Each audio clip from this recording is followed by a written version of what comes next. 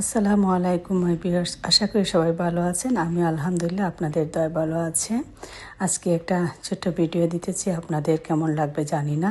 যদি ভালো লাগে পাশে থাকবেন, ফেসবুক পেজ ইউটিউব চ্যানেলটি ফলো দিয়ে সাবস্ক্রাইব করে নেবেন।